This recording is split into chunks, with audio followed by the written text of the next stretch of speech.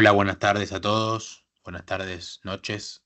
Les habla Julián Zimmerman, gerente de Multisolar. Gracias por participar. Seguramente alguno habrá participado del webinar de ayer también. Esperaremos unos minutos para arrancar, que bueno, ya hay bastante gente, igual 42 personas, pero hay muchísimos registrados para este webinar. Se ve que es un tema que le interesa a la gente instaladora. Así que bueno, esperaremos unos minutos, más o menos y 5 arrancaremos. Andy, ¿te parece bien? Sí, perfecto. En 5 más o menos arrancamos. Bueno, buenas tardes, buenas noches a todos. Les habla Julián Zimmerman, gerente de Multisolar. Gracias por participar hoy nuevamente para los que estuvieron ayer. Y bueno, gracias también a los que solamente se meten hoy. Le voy a dar la palabra a Andy en unos segundos para que comience con el webinar. Bueno, un tema bastante importante que a veces se deja de lado, pero bueno, el cálculo de protecciones para sistemas on-grid. También creo que ya hemos dado o vamos a dar el webinar para off-grid. No sé, Andy, creo que lo hemos dado, ¿no? Ya. El de Sí, ya lo protecciones dimos. off-grid. Sí, ya lo dimos. Está la grabación. Si alguno quiere verlo, no pudo estar. Pero bueno, es un tema que a veces no se le da mucha importancia. Sí hay mucha consulta, pero a veces no se le da importancia a las protecciones y bueno, no es algo menor. Así que Andy, te dejo la palabra para que comiences. Gracias, Juli. Bueno, este es un tema, como dice Julián, que muchas veces damos por sentado, muchas veces nos dejamos llevar a veces inclusive por mitos del ambiente o de la industria. Sin embargo, ya vamos a ver que todo está normalizado. O sea, no hay nada que inventar porque todo está inventado, todo está probado.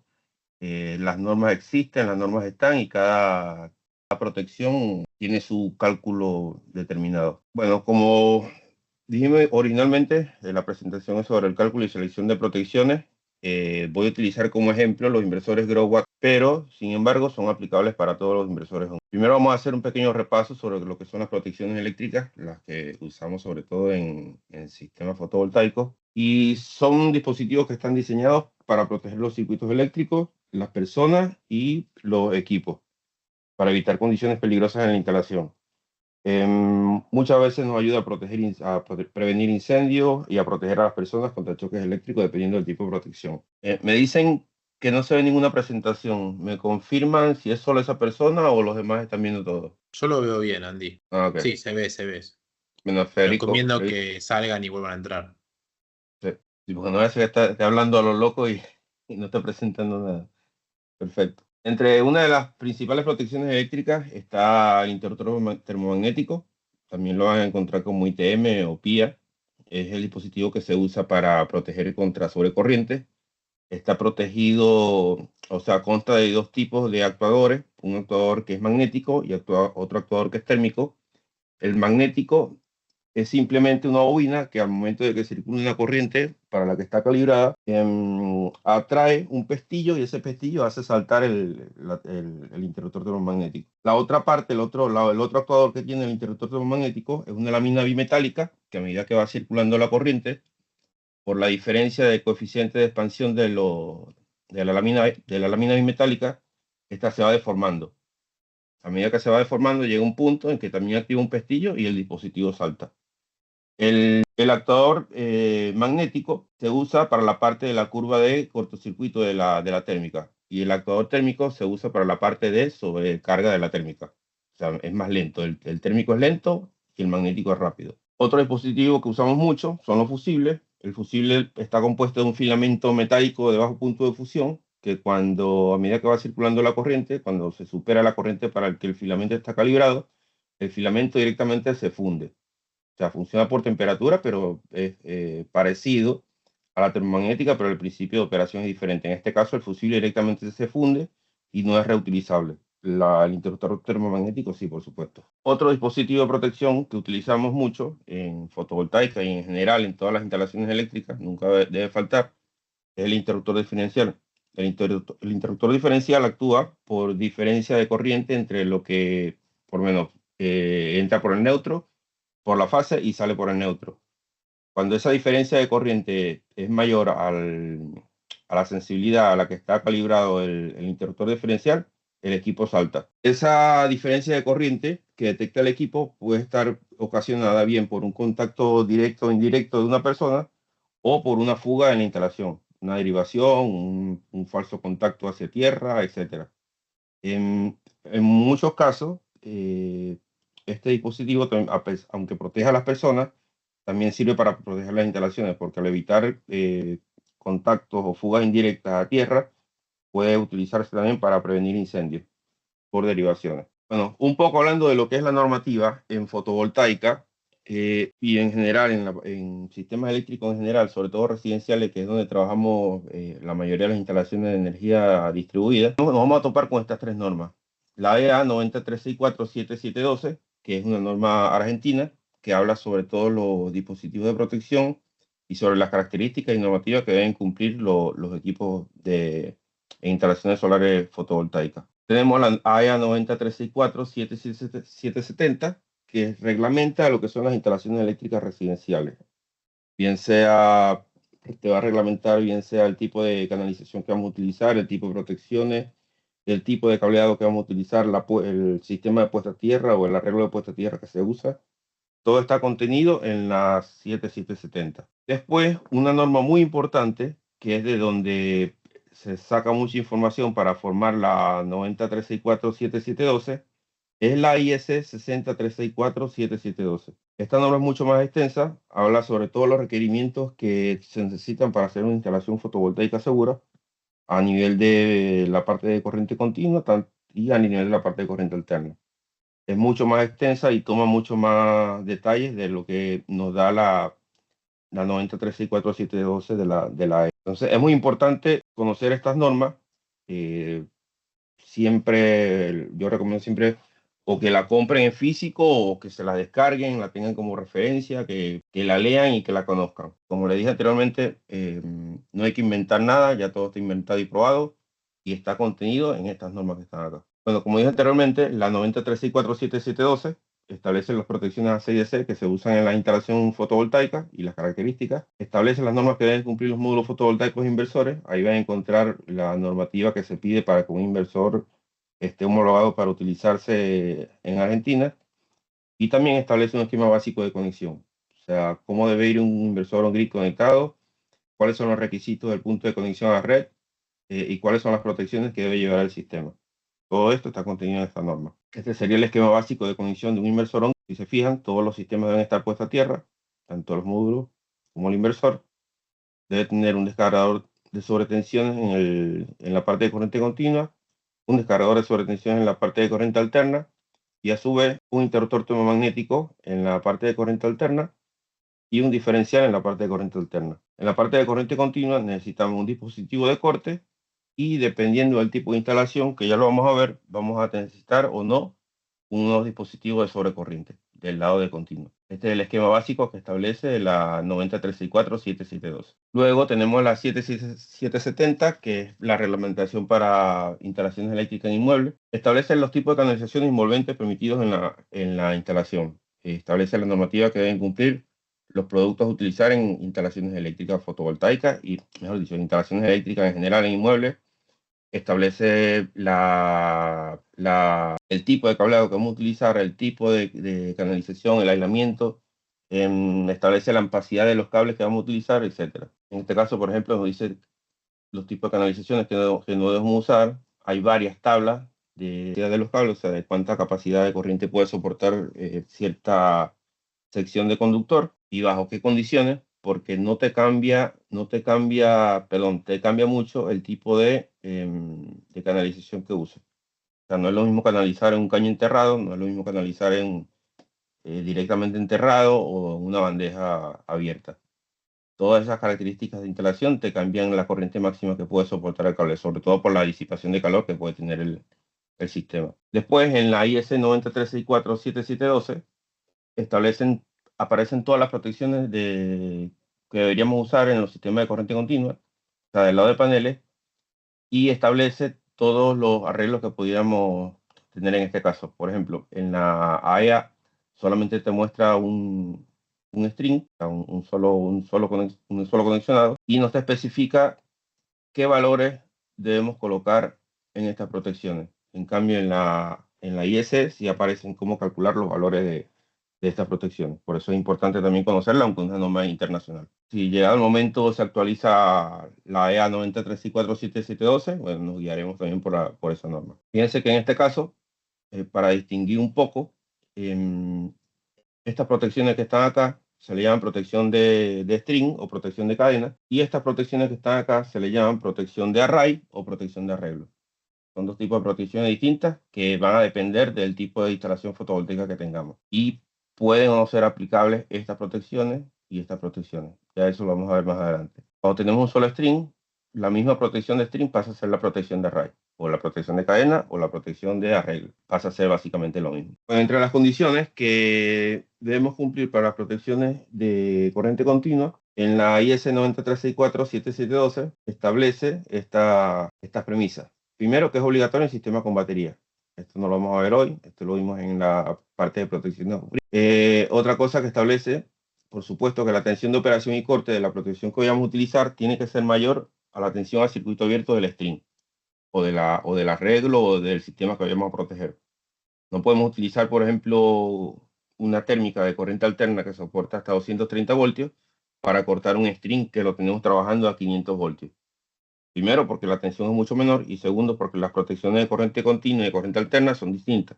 Internamente son distintas. Las protecciones de corriente continua tienen un sistema de apagado de arco mucho más complejo que los de corriente alterna. Hay fabricantes de interruptores termomagnéticos que te dan una tabla y te dicen bajo qué condiciones podrías utilizar su interruptor en un sistema de corriente continua. Pero por lo general son tensiones muy bajas. O sea, si en una térmica alterna de 230 voltios, por lo general ellos recomiendan usando doble polo en serie hasta, no sé, 200 voltios. Hay fabricantes que te permiten hacer eso, pero mejor es utilizar la protección adecuada, o sea, protección de corriente continua. O bueno, térmicas o fusibles. Como dije anteriormente, debe estar diseñado para operar en corriente continua, y la corriente nominal de la protección de sobrecorriente debe ser de tal manera que la corriente nominal de la protección sea, primero que nada, 1.25S, la corriente de cortocircuito del string o del arreglo que vayamos a proteger. Esto porque para evitar saltos o activaciones inesperadas. Puede pasar que en algún momento se den las condiciones de radiación y de temperatura que la corriente de cortocircuito puede estar por encima de la nominal, o la corriente de máxima potencia puede estar por encima de la protección y hacerla saltar sin necesidad, o sea, un falso positivo.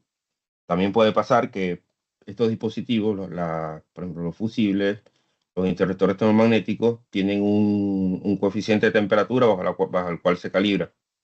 Por lo general, las calibraciones de corriente de actuación están calibradas a una temperatura de 40 grados, pero si la térmica está dentro de un tablero que está internamente a 60 grados, esa corriente de activación va a ser mucho menor. O sea, se derratea la corriente de actuación por temperatura, tanto en los fusibles como en los interruptores termomagnéticos. Entonces, por eso se toma este factor de seguridad. Lo otro que debe cumplir es que la corriente nominal de la protección tiene que ser menor a 2.4 veces la corriente de cortocircuito. Si dejamos esto, que esto no exista, por ejemplo, y nos guiamos solamente por esto, aquí vamos a terminar colocando lo que queramos. Entonces, por eso se coloca este límite de 2.4 veces la corriente de cortocircuito. Y otra cosa muy importante, si estamos protegiendo un string, es que la corriente nominal de la protección de sobrecorriente debe ser menor a la corriente máxima de fusible en serie que indica la hoja de datos del panel. Ahora lo vamos a verificar. Estas recomendaciones aparecen en la 63647712, en estos apartados, para que, bueno, cuando puedan lo revisen. Igual siempre la presentación les queda la grabación y lo pueden verificar cuando quieran en conjunto con la norma. Un ejemplo de cálculo: si tenemos un módulo, este módulo creo que era de 550, que tiene 13.94 amperes de corriente de cortocircuito, y la hoja de datos nos dice que el máximo fusible en serie es de 25 amperes. Calculamos, decimos que la corriente tiene que ser mayor a 1.25 por 13.94, que es la corriente de cortocircuito, nos da este valor. Pero a su vez tiene que ser menor que 2.4 por 13.94, nos da este valor. Podemos utilizar un interruptor termomagnético de 20 amperes o de 25 amperes porque ambos cumplen con las tres condiciones. Es mayor que 17 amperes, es menor que 33 amperes y es mayor o igual al al máximo fusible en serie que indica la hoja de datos del módulo. Esto sería para proteger un string de paneles. ¿Hasta aquí todo bien? ¿Preguntas? Sí, acá estamos hablando las protecciones de DC, protección de sobrecorriente. En los paneles que tienen máximo fusible de 10 amperes, bueno, tienes que hacer el cálculo igualmente, tienes que ver cuál es la corriente de cortocircuito y hacer este mismo cálculo. Termomagnética en DC, sí, correcto. Se usan termomagnéticas en DC. Si la mínima es de 20, pero la térmica más chica es de 20. Claro, paneles que tienen máximo fusible de 16 no los he visto. En realidad no los he visto. Si te fijas, por lo menos este, que es el de 550, te aparece que es de 25. En la hoja de datos te va a aparecer así de esta manera. Ya te muestro. Voy adelantando un poquito, creo que no, pero lo vas a encontrar como esto. Máximo fusible en serie, 25 amperes, los he visto de 30, de 35. Creo que de 20 es muy raro, pero lo normal, los que he visto son de 25. La protección de DC del string también debe tener relación con la tensión, ¿no? Sí, como dije en el slide anterior, la tensión de operación y corte debe ser mayor que la tensión a circuito abierto del string. O sea, es directamente relacionado. Bueno, ahí más adelante voy a poner varios ejemplos y vamos a ir viendo cómo es el cálculo y cómo es el comportamiento. Este es solamente un ejemplo para mostrar cómo se hace el cálculo por encima. Bueno, tomamos el caso, siempre con los ejemplos, que queremos calcular la protección de un inversor MIT de 15 kilowatts. Tenemos que ver primero las características técnicas del equipo y fijarnos en varias cosas. Primero, la tensión a circuito abierto máxima. O sea, a este inversor no le podemos colocar más de 1100 voltios de tensión fotovoltaica y siempre debemos tomar en cuenta que es a la mínima temperatura del lugar. Recuerden que el coeficiente de temperatura del circuito abierto de los módulos es negativo. ¿Qué quiere decir eso? Que a medida que la temperatura baja, la tensión al circuito abierto aumenta.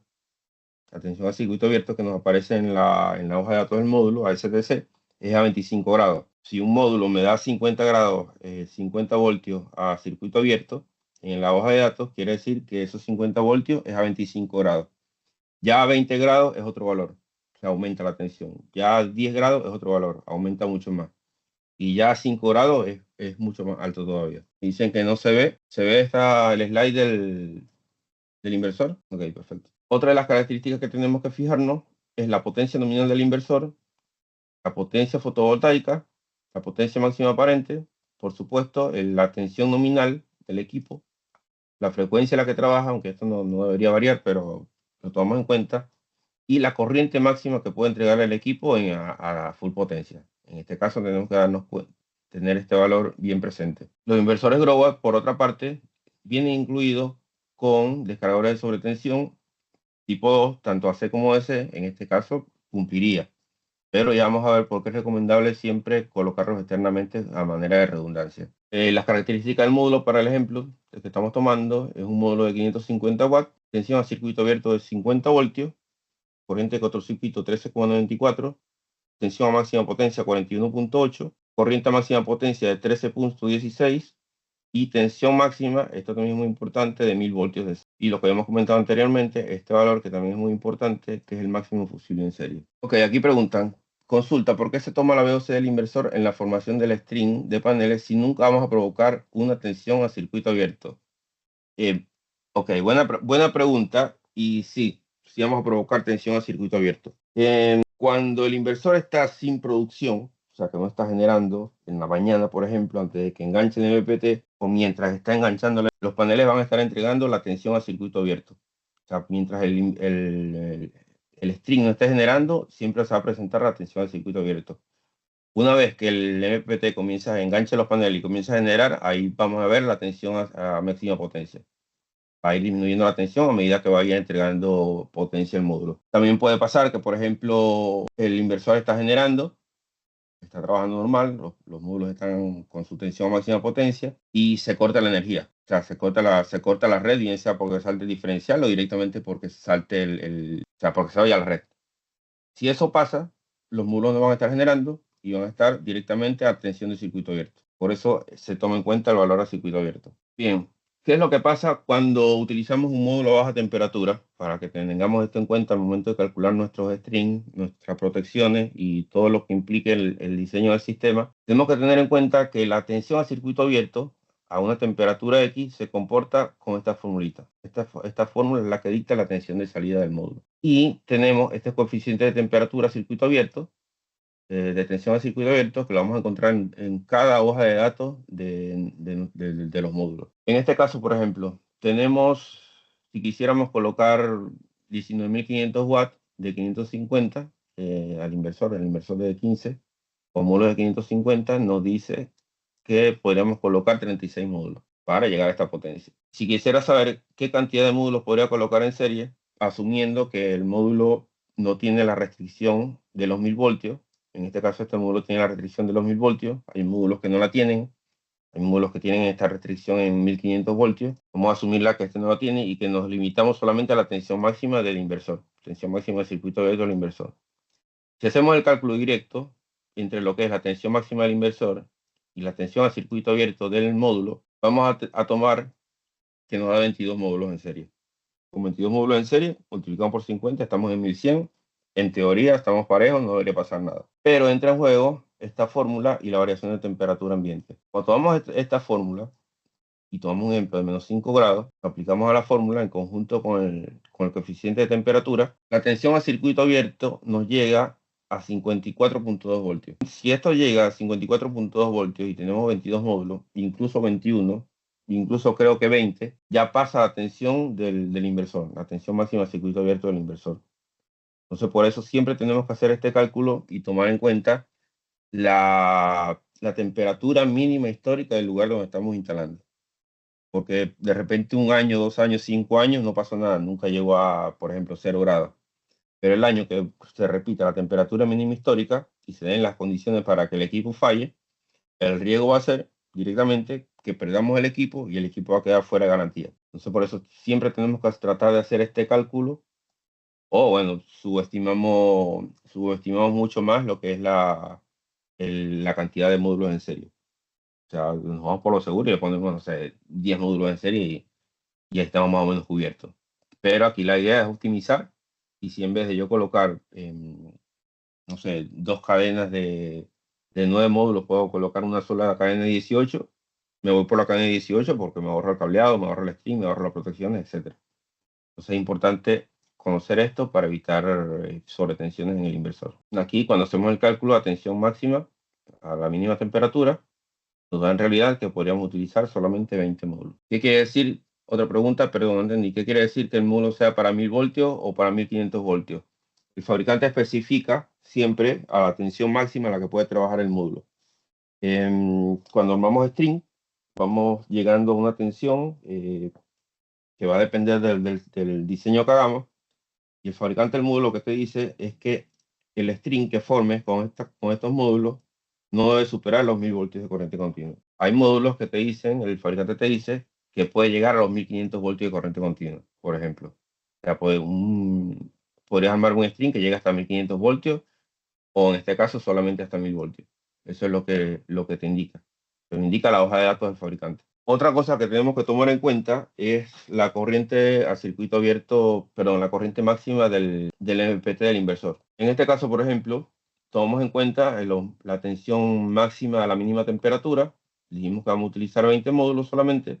Hacemos un string de 20 módulos, una tensión a circuito abierto de 1000 voltios, que es la que nos da los 20 módulos en serie, la tensión a máxima potencia de 836 voltios y una corriente máxima potencia de 13.16. Hacemos la potencia máxima, 13.16 por 836, son 11 kilowatts, 11.000 vatios. Ahora, ¿usamos o no usamos fusible en este caso? Hay una fórmula que también aparece en la IES que nos dice que es obligatorio usar fusibles siempre y cuando la cantidad de string menos 1 por la corriente de cortocircuito máxima sea mayor a la corriente máxima de fusible en serie. En este caso, si hacemos la cuenta, a ver, vamos por acá, esto sería con 2. Por ejemplo, si tenemos 2 strings en paralelo, a 2 strings conectados en paralelo, el número que está acá, número de string, menos 1 por la corriente de cortocircuito, nos da 1394.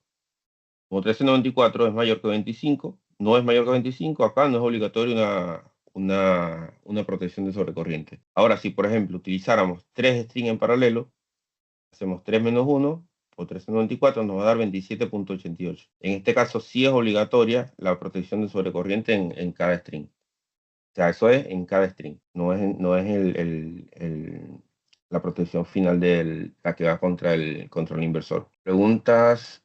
¿Esta tensión máxima del string para ver el panel si resiste lo calculamos con el VOC? Sí, correcto. Eso se calcula con el VOC. Siempre se calcula con el VOC. Hay una, diría yo que una falsa creencia, que decimos que el módulo nunca va a llegar a la tensión al circuito abierto. Y no pasa hasta que pasa. O sea, puede ser que calculemos y nos vamos al extremo máximo, muy cerca de la tensión al circuito abierto, y el día que cayó la temperatura por debajo de un mínimo histórico o llegó al mínimo histórico, ahí es cuando viene el problema y ahí es cuando pasa la cosa.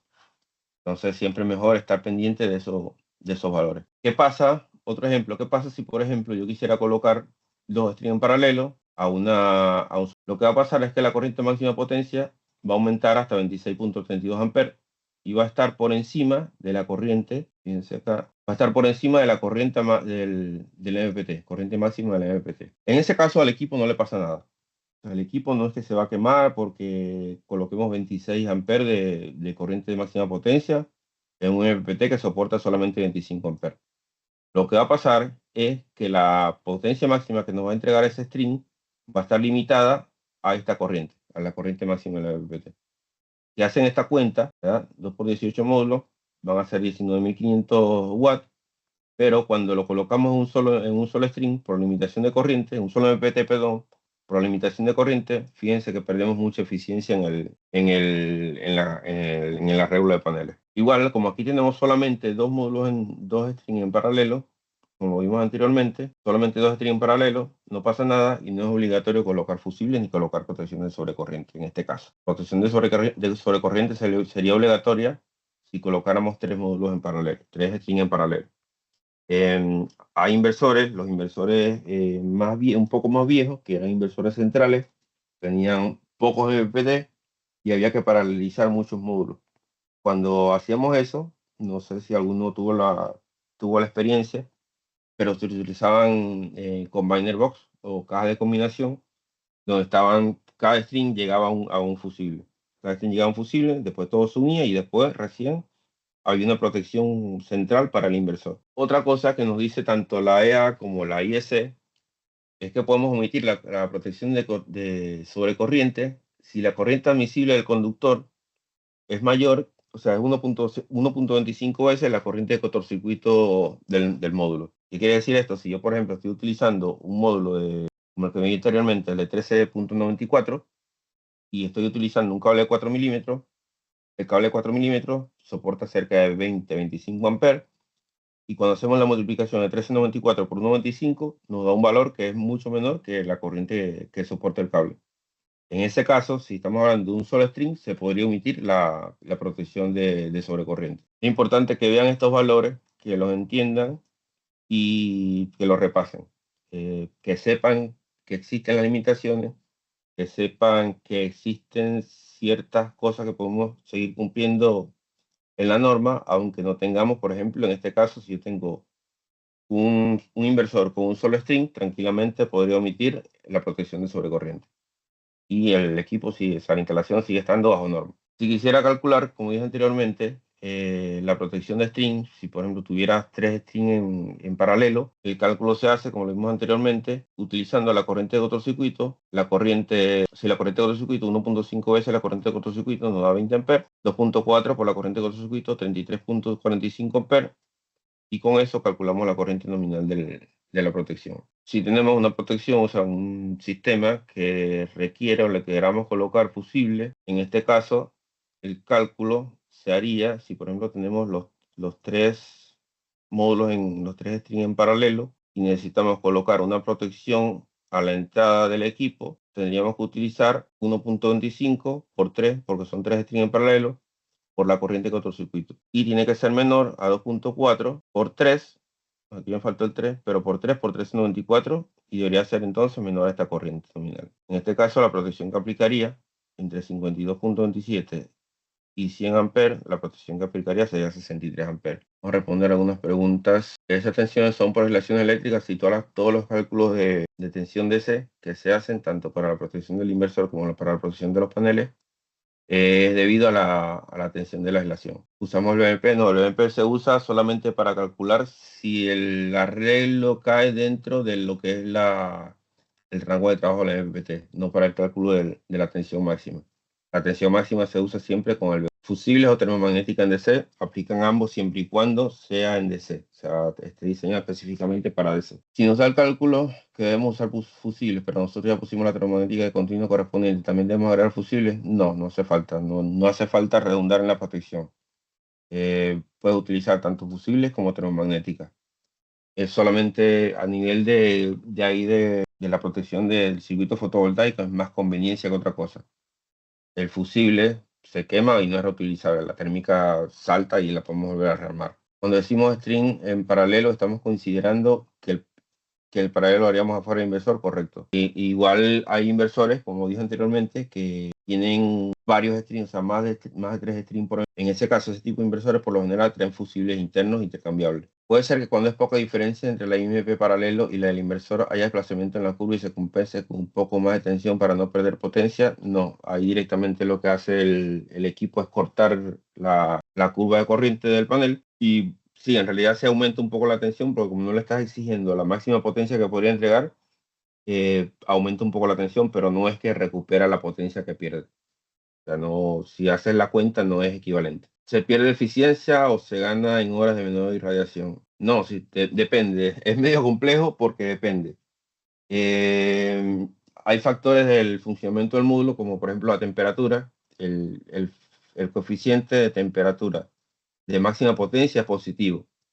En ese caso, si aumenta la temperatura ambiente, la máxima potencia que puede entregar el módulo disminuye. Entonces no es complejo, pero en términos generales no. Mientras mayor radiación tengas, más te va a generar el módulo. Porque si el paralelo se hace dentro del inversor, el no MPT no iría fusible. No entiendo esta pregunta.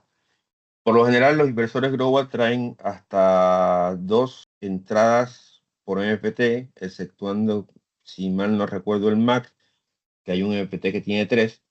Y en ese caso, aunque tenga 3 entradas internas, ahí en ese caso deberías colocar fusibles externos. Siempre debemos revisar tanto la norma como la documentación del inversor. Si tenemos un inversor que tiene solamente 2 entradas por MPT, tranquilamente podría ir sin protección de sobrecorriente, siempre y cuando cumplamos con que el cable soporte 1.25 veces la corriente de cortocircuito. Pero si en ese mismo PPT tenemos 3 entradas, en ese caso sí deberíamos utilizar protecciones de sobrecorriente externas para proteger el equipo. En alterna, la IN de una térmica, de ejemplo, de 10 amperes actúa con 1.13 IN, en la SC igual. Si la curva de actuación de sobrecorriente se parece mucho en la parte de sobrecarga térmica.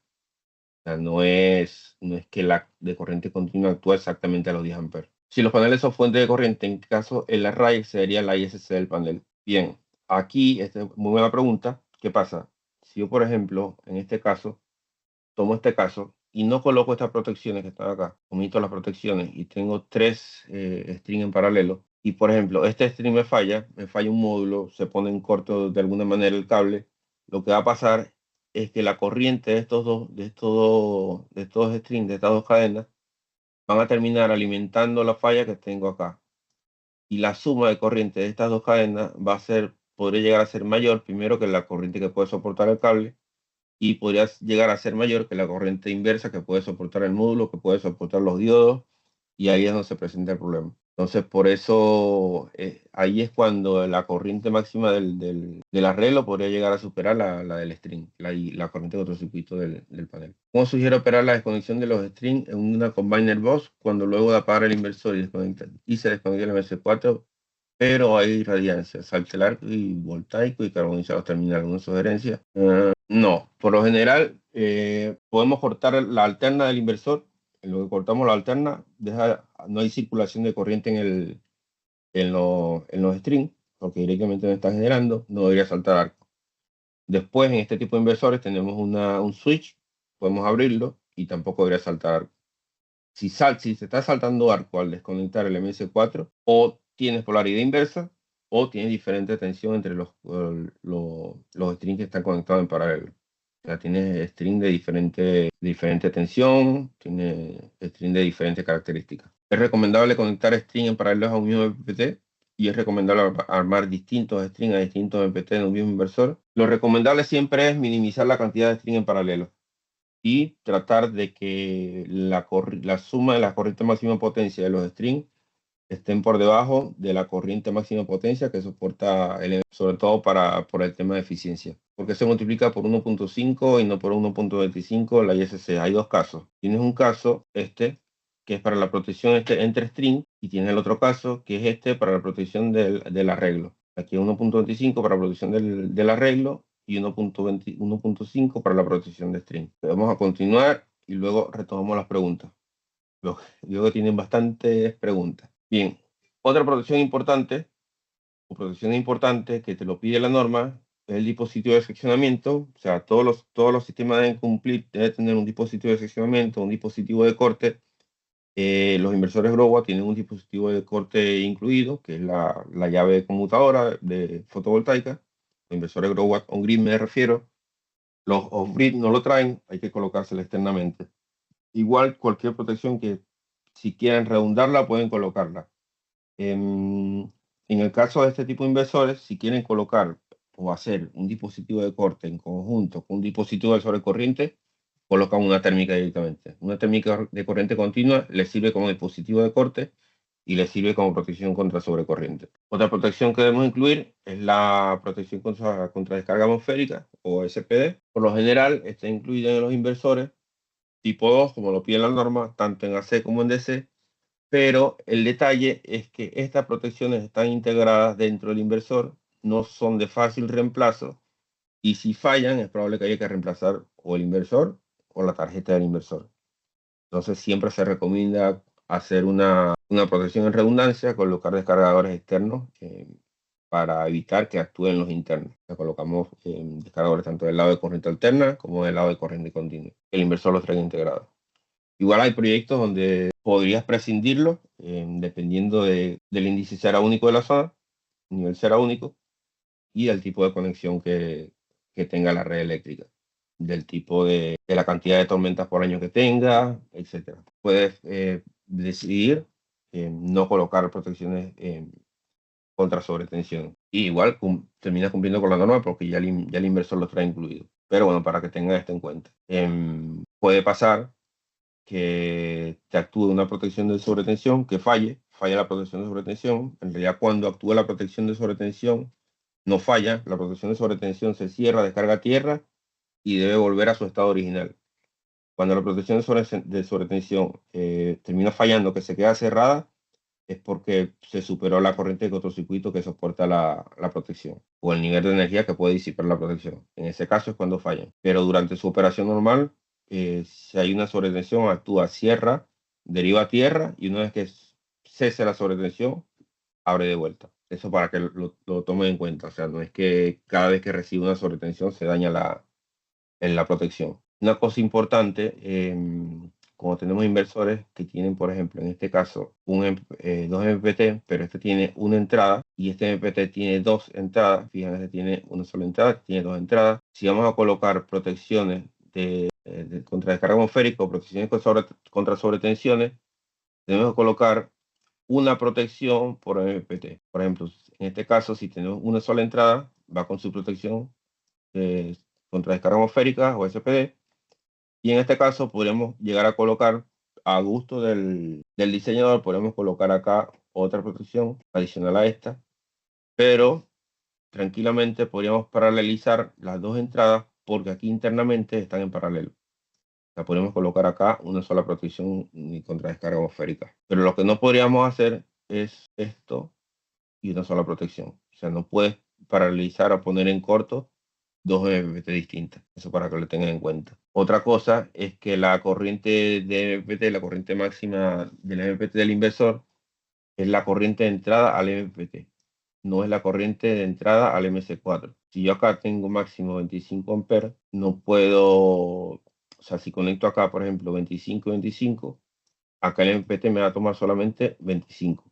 No es que se suman las que tengo en cada entrada, sino la máxima que le entra a este MPPT. Si yo colocara, por ejemplo, aquí 13 y 13, aquí me va a tomar solamente 25. Bueno, protecciones incluidas dentro del inversor, que por ahora no son obligatorias, pero es bueno siempre tenerlas. O sea, traten de elegir inversores que tengan este tipo de protección. Está la protección contra arco. La protección contra arco lo que hace es que si ocurre un arco eléctrico a nivel de los módulos, no sé, una ficha MS4 mal armada que se está abriendo, tiene un falso contacto, ahí puede llegar un momento en que se sobrecaliente, se funde, y en ese caso se puede llegar a formar un arco eléctrico que puede derivar a un incendio. Si el inversor cuenta con la protección AFCI, detecta ese arco y directamente deja de exigirle corriente a ese string, y de esa manera el arco se extingue. Si no hay circulación de corriente, no hay arco directamente. La protección es la protección contra falla tierra. En este caso lo que pasa es que si, no sé, hay una falla de aislamiento en algún cable y está derivando a tierra, el inversor te avisa que tienes esa falla y tienes que ir a corregirlo. Bueno, un poco resumiendo todo lo que es la parte sobre todo de protección en corriente continua, que muchas veces exageramos de alguna manera colocando muchas protecciones. Como me preguntaron ahí, ¿puedo colocar térmica y fusible o puedo colocar siempre, no sé, muchas protecciones extra? Y lo que se recomienda siempre es tratar de minimizar los componentes que no son estrictamente necesarios. Cada componente que colocamos extra a lo necesario puede llegar a ser un punto adicional de falla. Entonces siempre tenemos que colocar las protecciones a conciencia, diseñarlas a conciencia, saber qué es lo que estamos colocando y por qué lo estamos colocando. Una planta con el menor número de componentes posible tiene la ventaja de disponer de menos puntos en los que puedan producirse daños en la instalación. Una pregunta antes de pasar a alterna: ¿dónde se recomienda colocar los cortes de paneles? ¿Cerca de los mismos o cerca del inversor? Y depende. Hay instalaciones muy grandes donde puedes contar con un corte más cerca de los paneles, pero normalmente una instalación residencial lo colocas en el inversor directamente. Recuerden que el corte es solamente para mantenimiento, y generalmente el mantenimiento lo haces en el inversor. Si vas a trabajar en los módulos, abres desconectas el inversor, que lo tienes siempre accesible, y una vez que esté abierto en el inversor, no hay circulación de corriente, puedes trabajar directamente en los módulos. Cuando se colocan protecciones de redundancia, ¿qué probabilidad hay que también actúen las internas del inversor? Y es difícil decirte. O sea, puede haber una sobretensión que sea capaz de hacer activar las dos protecciones, puede haber una sobretensión que la capture primero la protección externa. En realidad es muy difícil predecirlo. ¿Cuál es el equipo que puedo utilizar como seccionador? Podrías utilizar, como dije, una térmica, o ver si en el mercado hay. Nosotros no tenemos, no, perdón, sí tenemos la Combiner Box, que tiene seccionadores bajo carga, tienen corte. Porque usamos solamente la corrección por temperatura de VOC y no usamos la corrección por Pmax e ISC. Porque lo que te puede llegar a dañar el inversor es el VOC directamente. No pasa nada si te pasa de potencia. La corriente cortocircuito no la usamos para el cálculo de las protecciones. O sea, la variación de corriente cortocircuito no lo usamos para el cálculo de las protecciones, pero sí debemos usar la tensión a circuito abierto para el cálculo de la tensión máxima que soporta el inversor. Se recomienda usar fusibles descargadores de sobretensión y térmica. Si usa fusibles, no hace falta colocar una térmica. Si usas térmica, no hace falta colocar fusible. Descargadores sobre tensión, sí. Puesta a tierra el grupo de paneles y puesta a tierra el inversor siempre en jabalinas separadas, no necesariamente. Tú puedes colocar tranquilamente las tierras unificadas, pero hay veces que los módulos te quedan lejos y ahí deberías colocar una jabalina independiente. Cuando hay una descarga cercana a los paneles y actúan los SPD, ¿hay posibilidad de que se fuga tierra hasta el tablero general de la instalación? Depende, no es que se fuga. Cuando hay una descarga atmosférica o una sobretensión y tenemos protectores de sobretensión, hay una corriente circulante que va desde el punto de sobretensión hacia tierra. Cuando hay esa corriente circulante, si tenemos una impedancia alta en nuestra puesta a tierra, esa impedancia alta, en conjunto con una alta circulación de corriente, genera una alta tensión en paralelo. Y esa misma tensión en paralelo puede verse reflejada en la tierra de la vivienda o del tablero. Entonces, lo mejor siempre es tener bajas resistencias a tierra. O sea, que la puesta a tierra esté buena, que la puesta a tierra esté en buen estado. Es un tema extenso el tema de las protecciones contra sobretensiones y las puestas a tierra. Si tengo que ampliar una planta de 25 kilowatts con otro 25 kilowatts, el paralelo a una misma barra requiere un cuidado entre ambos inversores. Bueno, me imagino que te refieres a la parte de corriente alterna. Ya vamos a entrar en lo que es la parte de corriente alterna. La selección de protecciones para corriente alterna es mucho más sencilla. No es tan compleja como en el caso de los módulos. En este caso solamente tenemos que verificar que nuestra protección proteja tanto al equipo, al inversor, como al cable con el que conectamos al inversor. Y a su vez debemos cumplir con que cumpla con las normas, por supuesto. Por ejemplo, este no es el caso del inversor que utilizamos al principio como ejemplo, pero es para que vean algo. Supongamos que tenemos un inversor de 5 kVA trifásico.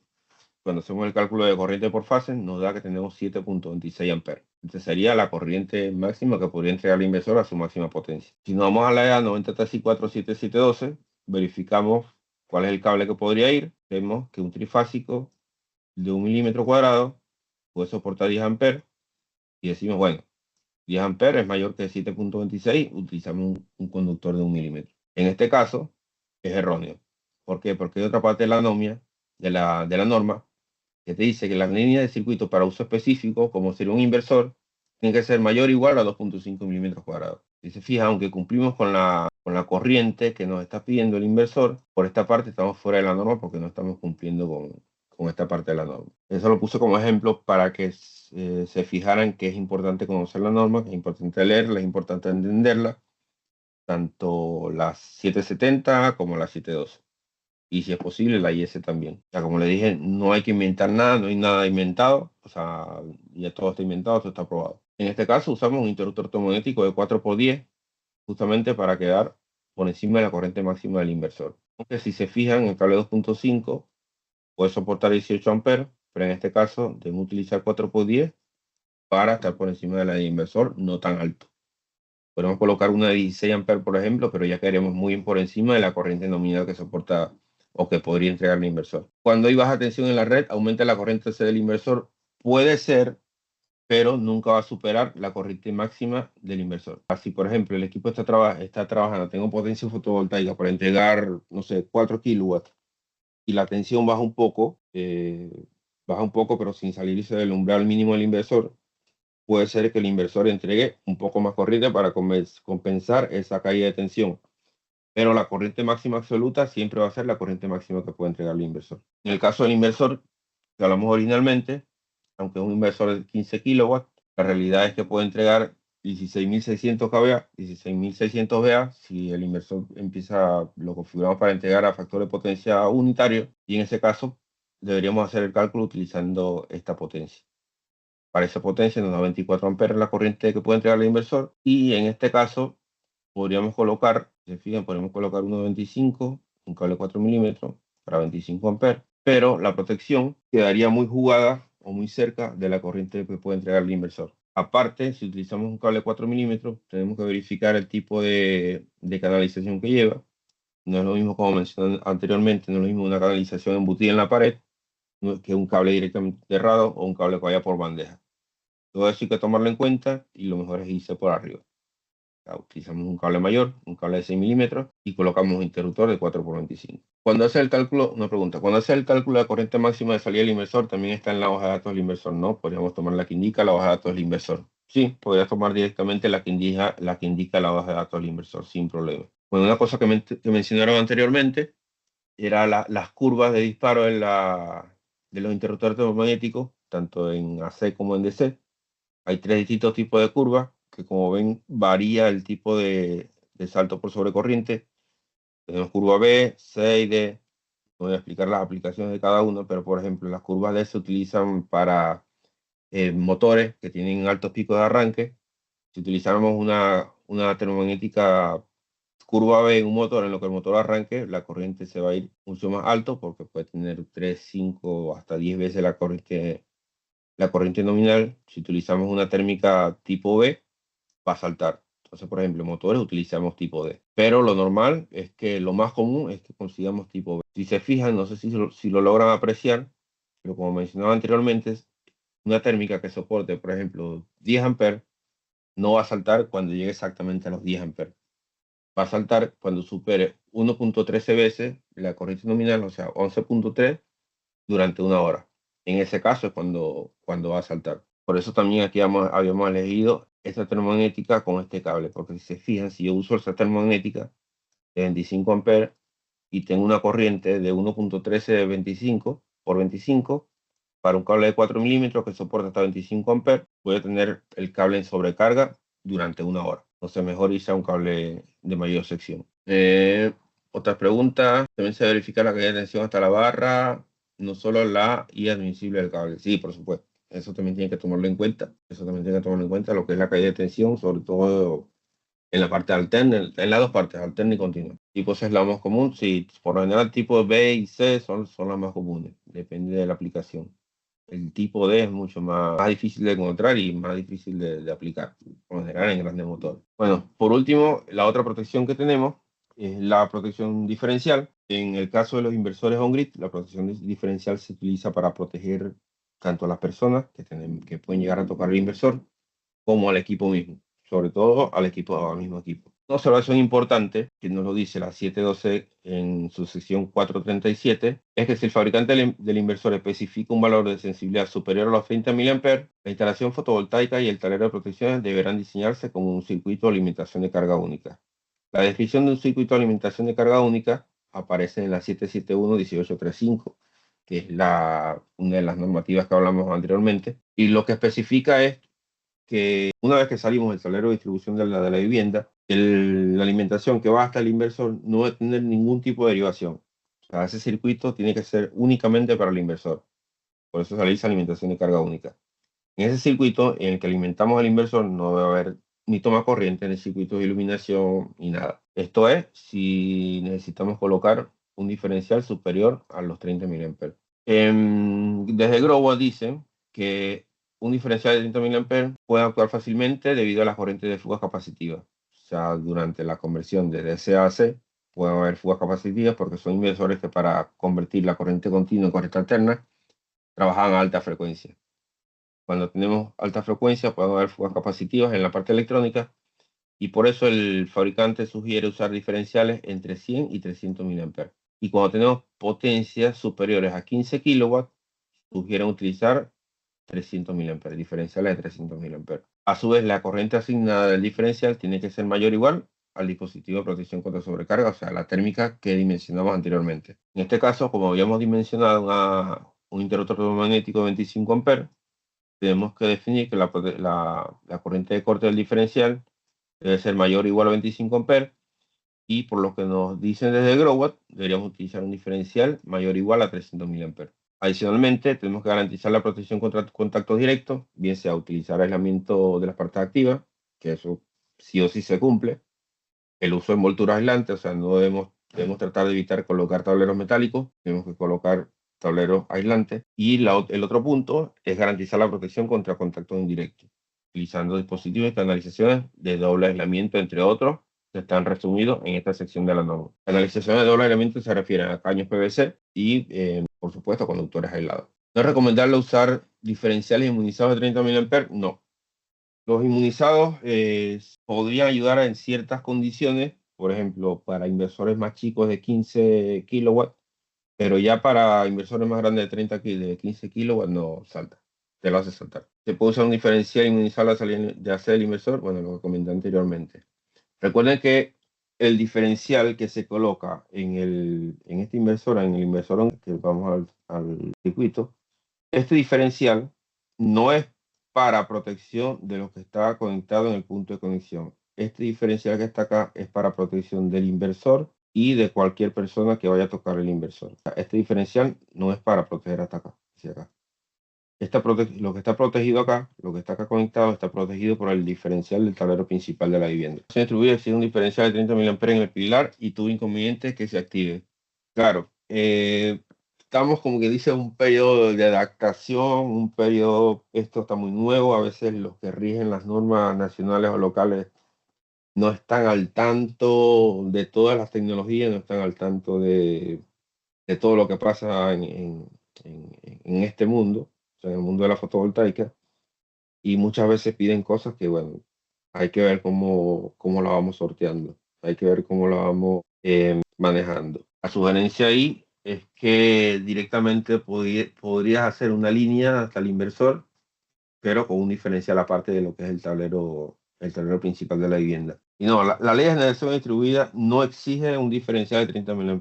Como te dije, la ley de generación distribuida se basa en lo que está en la AEA. En la AEA especifica esto. O sea que, bueno, hay que saber pelearlo. Consulta parte de protecciones, pero ¿en qué caso la energía generada por inversor podría salir a otro consumo, agua arriba del medidor de la propiedad, sin que ello se desea existiendo consumo en la propiedad? No entiendo muy bien la pregunta. Energía es energía. El inversor va a estar generando, tú no sabes si está yendo hacia la red o está yendo a tus consumos. La única manera de saberlo es cómo midieron el pilar y que verifiques que en todo momento estás tomando potencia o energía de la red. En el momento que estés entregando energía de la red es porque estás entregando energía del inversor, porque ninguno de tus otros artefactos producen energía. Eso es así. O sea, es la única manera que tu generación exceda el consumo que tiene dentro de la vivienda. Si hay posibilidad de que se escape la energía afuera y estamos teniendo consumo dentro, no. O sea, no. La única manera es que tu generación sea mayor a tu consumo. Es la única posibilidad de que haya entrega de energía desde tu instalación hacia la red. Bueno, otras preguntas. Inversor en paralelo a una misma barra. Ok, perdón, se me escapó eso, pero es porque cae acá. Cae en el tema de las protecciones de corriente alterna. Cuando colocamos inversores on grid en paralelo, no pasa nada. O sea, cada inversor va con su protección, cada inversor va con su cálculo, se hace independiente, cada inversor va con su circuito de protección independiente, se hace esto mismo y lo único que tiene en común es el punto de conexión. Aquí va el otro inversor directamente, no hace falta que se comuniquen, no hace falta nada. O sea, pero cada inversor es un sistema aparte dentro del mismo punto de conexión. En caso de tener un diferencial que actúa con cambio de humedad ambiente que se sugiere, por ejemplo, cuando llueve me ha sucedido. Y bueno, aquí este tipo de inversores, los inversores on-grid, sobre todo los Growatt, y bueno, la mayoría de las marcas ya no usan transformador, son inversores que no usan transformadores. Cuando esto pasa, por lo general tienes una fuga acá, en los módulos. Tienes que verificar que no haya fugas a tierra dentro del módulo, o dentro del string de módulos, dentro de toda la cadena de módulos. Hay un protocolo, hay un manual que tengo escrito por ahí para detectar fallas de aislamiento en los sistemas fotovoltaicos. Lo mejor es utilizar un medidor de aislamiento como un Megger, pero también se puede hacer por medición de tensión.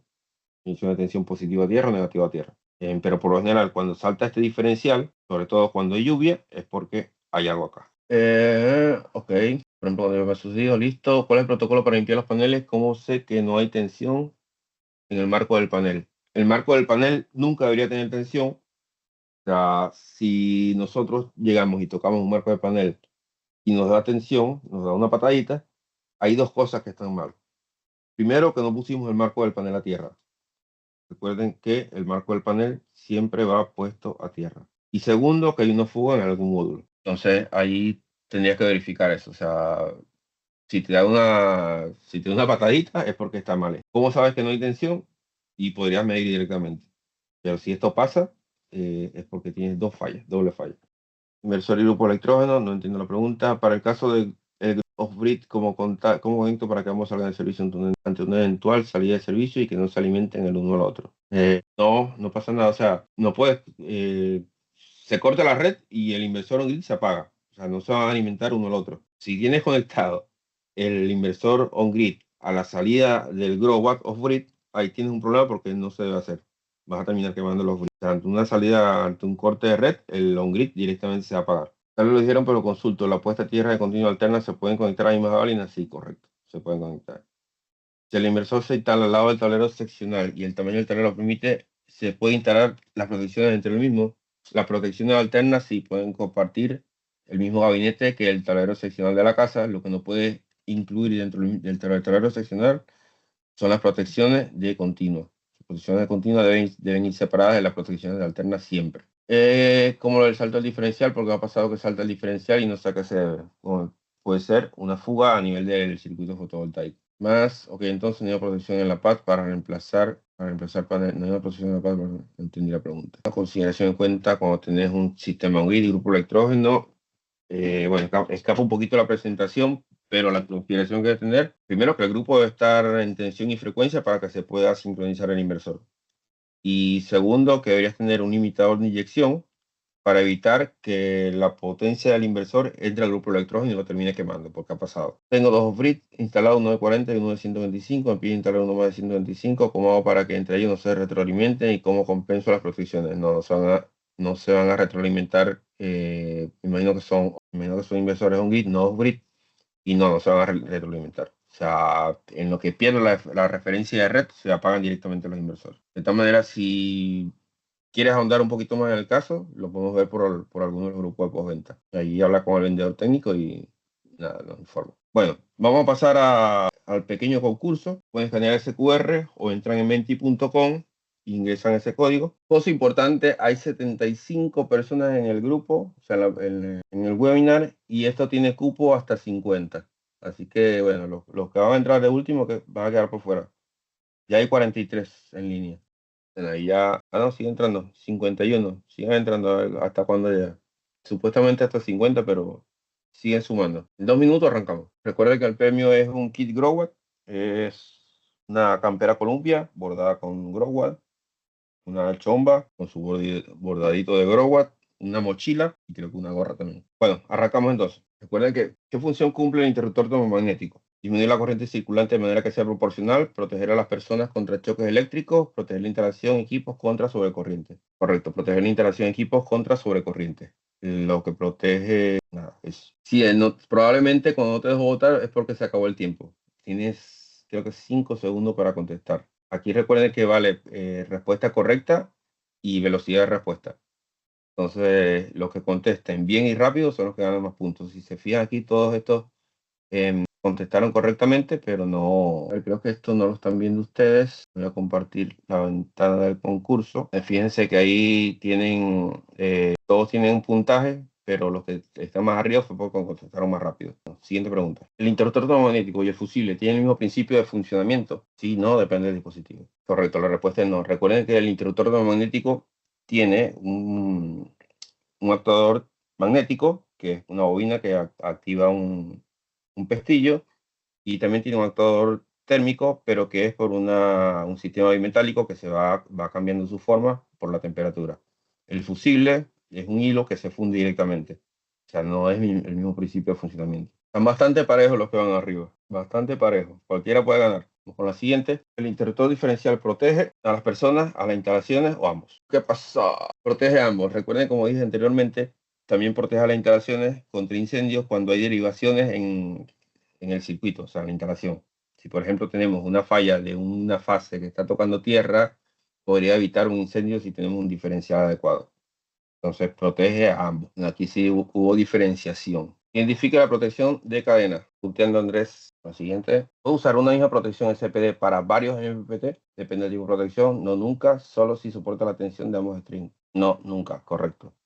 Recuerden que no, si colocamos una misma protección en SPD en varios MPPT, terminamos cortocircuitando o paralizando los MPPT, lo cual no es correcto. Cada MPPT independiente debe trabajar de manera independiente. Última pregunta, ¿quién se lleva ese kit? ¿Cuándo puedo omitir la protección sobre corriente en corriente alterna, en AC? Si la corriente nominal del inversor es menor que la admisible del cable, cuando la corriente admisible es mayor que 1.25 la corriente de cortocircuito, o nunca. ¿Y qué pasó? La única protección de sobrecorriente que se puede omitir es la de continuo.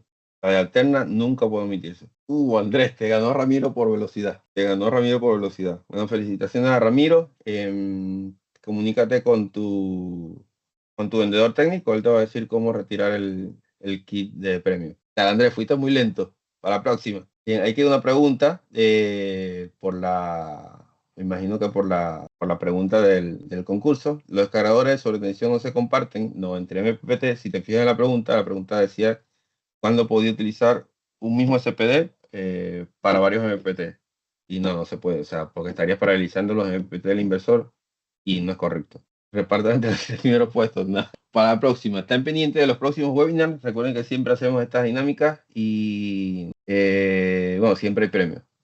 Siempre hay premios para que estén pendientes de los siguientes webinars y estén pendientes de asistir a las charlas. El manual de mantenimiento de paneles es, bueno, háblalo con tu vendedor técnico y después te pasa el manual directamente, te pone en contacto conmigo y ahí lo compartimos.